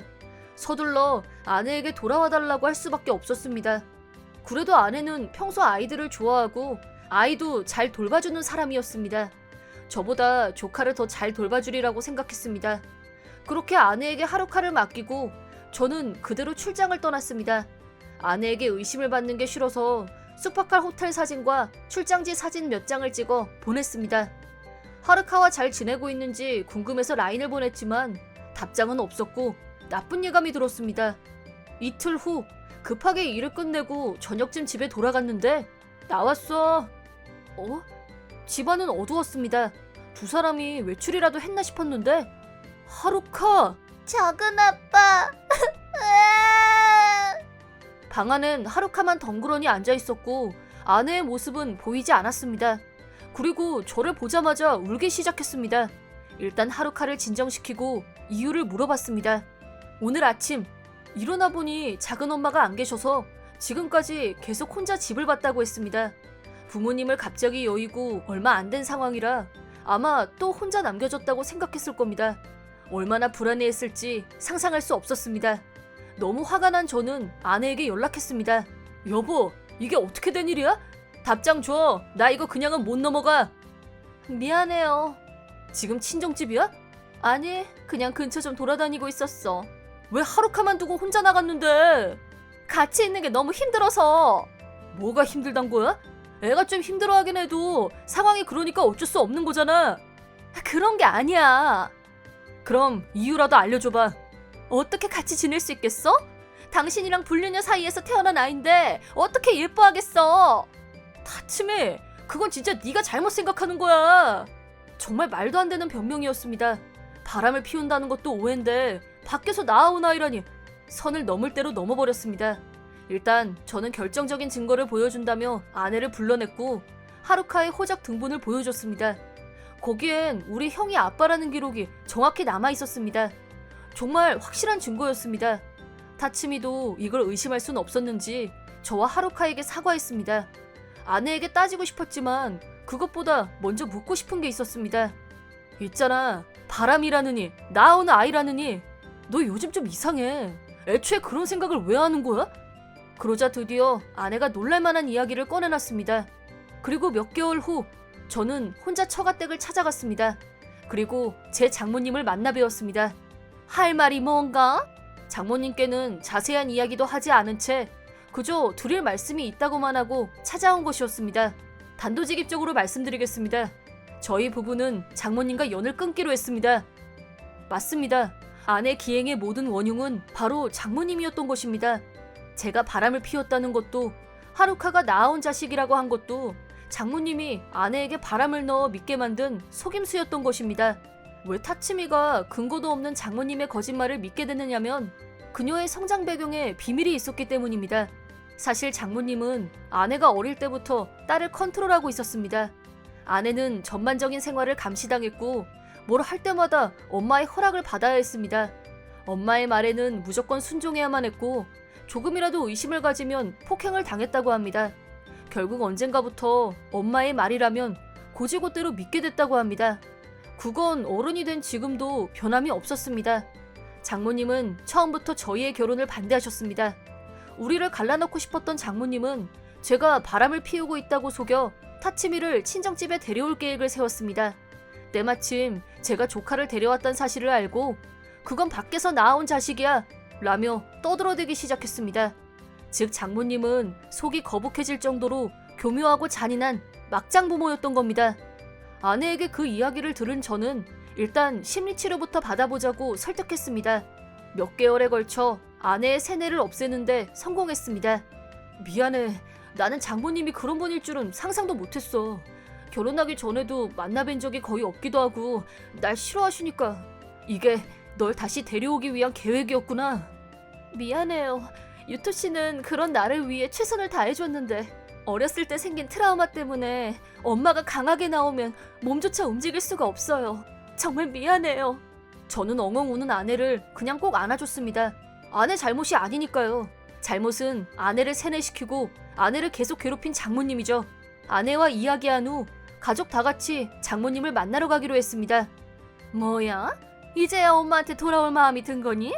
아니요. 저는 오늘부로 당신의 딸이 아닙니다. 뭐? 무슨 말이야 갑자기? 넌 그냥 엄마 말만 잘 들으면 돼. 죄송하지만 그렇게 화내셔도 장모님 말씀을 들어줄 딸은 이제 없습니다. 다치미는 심리치료를 통해 트라우마도 다 극복해냈어요. 이제 장모님을 무서워하지 않을 겁니다. 그럴 리가. 우리에게 절연을 당한 장모님은 매우 당황하며 잠깐만, 그럼 난 앞으로 어떻게 살아가라고? 사실 장모님의 생활비의 절반을 아내가 준 용돈으로 채워오고 있었습니다. 타치미가 장모님의 용돈을 간절히 원했기 때문에 저도 거절할 수는 없었습니다. 저희 부부 생활비는 제 월급으로 해결하고 있었습니다.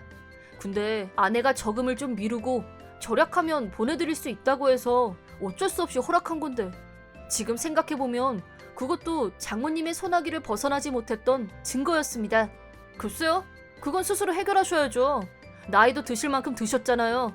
참고로 아내 폰번호랑 집 주소도 싹 다 바꿨어요. 이사도 다 끝났고요. 이제 두 번 다시 타치미를 만날 수 없을 겁니다. 아시겠죠? 타치미, 하루카, 이제 가자. 응, 잘 있어 엄마. 이렇게 우리는 처가댁을 나왔습니다. 등 뒤에선 장모님의 울부짖는 소리가 들려왔지만 곧바로 택시를 잡아탔기 때문에 저희를 뒤쫓아올 수는 없었습니다. 자, 우리 세 가족의 새 인생이 시작되겠네. 다시 한번 잘 부탁해. 유토씨, 한 가지 말하고 싶은 게 있어요. 뭔데? 하루카, 그날 너만 두고 나와서 정말 미안해. 앞으로 네 엄마가 되긴 힘들겠지만 좋은 가족이 되도록 노력할게. 작은 엄마를 용서해주겠니? 다치아의 사과에 하루카는 살짝 미소를 지으며 괜찮아요. 그건 작은 엄마 잘못이 아니니까요. 근데 전 두 분의 아이가 아닌데 괜찮으세요? 하루카는 그렇게 말하며 고개를 떨궜습니다. 우리 두 사람은 하루카를 꼭 안아줬어요. 무슨 말이야 그게. 오늘부터 우린 가족이라니까. 잘 지내보자 하루카. 그로부터 몇 년 후 우리는 가족으로서 즐겁게 지내고 있습니다. 주말이 되면 가족 행사 명목으로 가본 적 없는 여행지에 다녀오기도 합니다. 이번엔 아티미에 가볼 예정입니다. 전에 어머니, 아버지랑 같이 가본 적 있는데. 그렇구나. 그럼 그때 제일 맛있었던 식당 좀 알려줄래? 그치만 어렸을 때 간 걸 텐데요. 기억나니? 생선 요리가 맛있었어요. 아마 아빠가 좋아할 만한 식당이 많을 거예요. 그거 참 잘 됐구나. 바다가 예뻐서 엄마도 분명 좋아하실 거예요. 조개 껍데기로 목걸이도 만들 수 있어요. 어머, 그럼 우리 커플 목걸이를 만들어 볼까? 하루카는 우리를 엄마 아빠라고 부르게 됐고 진짜 부모님은 어머니 아버지라고 부릅니다. 처음으로 엄마 아빠라고 불러준 날은 너무 기뻐서 타츠미와 함께 엉엉 울었습니다. 지금도 하루카가 잠들고 나면 가끔씩 하루카의 사진을 보곤 합니다. 사실 형네 부부의 유품을 정리하던 중 가족 사진도 나왔는데 거기엔 하루카의 갓난아기 적 사진도 있었습니다. 이 사진은 보고 또 봐도 질리지가 않습니다. 하루카가 우리에게 와줘서 정말 다행이야. 이런 말은 좀 그런데 하루카 덕분에 내 저주가 풀린 것 같아. 저주? 하나는 아이를 가질 수 없다는 강박관념이고 또 하나는 엄마의 말에 순종해야 한다는 세뇌야. 맞네. 장모님 일은 진짜 나만 몰랐네. 그날 이후로 엄마는 결국 나라의 지원을 받아 양로원에 들어가게 됐대. 하긴 그렇게라도 안 하면 노숙자가 됐을 테니까. 그렇게 됐다면 객사하셨겠지. 그렇게 죽는 사람도 많으니까 엄만 아직 운이 따라준 거지. 장모님 이야기를 하는 아내의 얼굴엔 그 어떤 슬픔도 없었습니다. 하루카의 영향도 있었겠지만 장모님과 연을 끊은 그날 이후로 아내는 점점 활기를 되찾아갔습니다. 예컨대 요즘은 엄마가 시집간 여자는 밖에서 일하는 거 아니라고 그랬거든? 근데 나 일 다시 시작해도 될까? 라고도 말했습니다. 그 말을 듣고 알바도 억지로 다녔던 거구나 알 수 있었습니다. 물론 저는 오케이 했습니다. 요즘은 저도 집안일을 꽤 할 수 있게 됐어요. 요리라는 새로운 취미가 생길 정도로요. 이렇게 행복한 나날을 보낼 수 있게 돼서 정말 다행이야. 유토 씨랑 하루카 덕분이야. 아니야, 우리 셋이 함께한 덕분이야. 형네 부부 목까지 하루카를 행복하게 키워내자. 앞으로도 잘 부탁해요, 유토 씨. 앞으로 힘들고 어려운 일도 많겠지만 우리 세 가족이 힘을 합쳐 뭐든 극복해 나가고 싶습니다.